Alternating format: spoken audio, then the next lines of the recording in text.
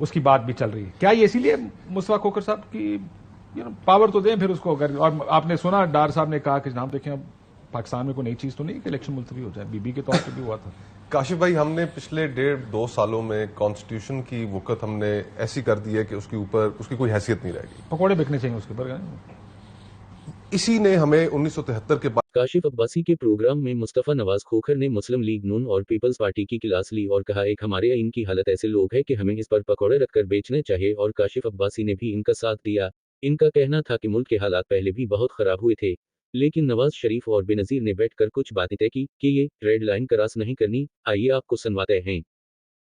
میں تو اس چیز کے اوپر حیران ہوں کہ ہمارے اس وقت کلیکٹیولی ہمارا مقصد کیا ہونا چاہیے. مقصد یہ ہونا چاہیے کہ آنے والا جو الیکشن ہے اس کے اوپر کوئی انگلی نہ اٹھا سکے, وہ ایک پرامن طریقے سے فری اینڈ فیئر انوائرمنٹ میں الیکشن ہو جائے جس کے نتائج تمام پولیٹیکل پارٹیز کے لیے ایکسیپٹیبل ہوں. اگر ہم نے پہلے دن سے یہ تہیہ کر لیا ہے کہ اس کے نتائج کو ہم نے پہلے دن سے کنٹروورشل بنانا ہے, جس طرح اسحاق ڈار صاحب کا فیصلہ ہے یا یہ 230 کی جو امینڈمنٹس آ رہی ہیں, تو پھر ہم چاہ کیا رہے ہیں؟ کیا ہم کیوں بضد ہیں کہ ہم نے ہر چیز کے اندر اس ملک کو نیچے کی طرف لے کے جانا ہے اور الٹیمیٹلی اپنا موازنہ ناکام ریاستوں کے ساتھ کرنا ہے؟ ہمارے پاس ایک اپرچونٹی جب سیاستدانوں کے پاس ہے کہ الیکشن سے پہلے آپ آپس میں بیٹھ کر ایک کوڈ آف کانڈکٹ طے کر لیں, جو ایک دوسرے کے تحفظات ہیں ان کے اوپر گفتگو کر لیں.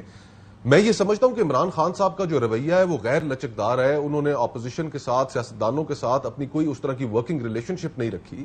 لیکن یہ ملک کا معاملہ ہے, ہم کسی کو پہل کرنی پڑے گی, سب کو ساتھ بیٹھنا پڑے گا. اور اگر ہم نہیں بیٹھیں گے تو یہ جو کرائسس ہے جس کی اصل کاسٹ اس ملک کے لوگ پے کر رہے ہیں, یہ جو آج مہنگائی ہے, جو 7.5 روپے فی یونٹ بجلی مہنگی ہوئی ہے, آج جو گیس مہنگی کرنے کا فیصلہ کیا گیا ہے, اس سارے پولیٹیکل کرائسس کی کاسٹ کون پے کر رہا ہے؟ عوام پے کر رہے ہیں.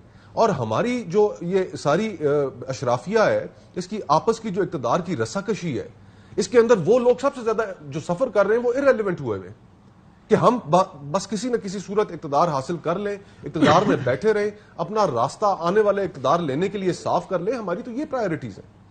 تو اگر ہم نے پاور پالیٹکس کی گیم ہے ساری, for them this only matters. یہ صرف اس وقت میٹر کرتا ہے آئین کی کتاب جس وقت آپ کو لگتا ہے کہ مجھے سوٹ کر رہی ہے. جب سوٹ نہیں کرتی تو کس کو فرق پڑتا ہے آئین کیا کہتا ہے؟ جناب یہ خیبر پختونخوا اور پنجاب کے الیکشنز تھے, آئین آپ کو بھی پتا ہے, مجھے پتا ہے آئین کیا کہتا ہے اس پہ کیٹیگوریکلی. اور اسی وجہ سے ہم نے وہ واضح شکیں آئین کی وائلیٹ کی 90 روز کے اندر انتخابات کرانے کی, اور وہ راستہ کھولا ہے. اور آج ہم بیٹھ کر یہ گفتگو کرنے پہ ہم وثوق سے نہیں کہہ سکتے کہ الیکشنز ہوں گے, کیونکہ وہ وائلیٹ ہو چکی ہے پنجاب اور خیبر پختونخوا کی صورت میں. تو اگر یہ الیکشنز بھی وائلیٹ ہوتے ہیں, 90 دن کا آپ کا جو آئین نے بیریئر سیٹ کیا ہوا ہے, اگر وہ بھی وائلیٹ ہوتا ہے تو اس کے بعد اس ملک میں پھر الیکشنز نہیں ہونے.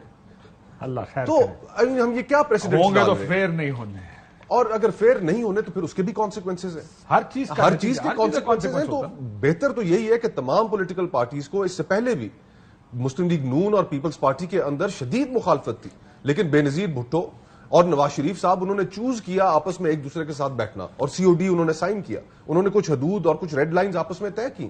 ابھی بھی سیاستدانوں کو ضرورت ہے کہ وہ آپس میں بیٹھیں. عمران خان صاحب کو اپنا رویہ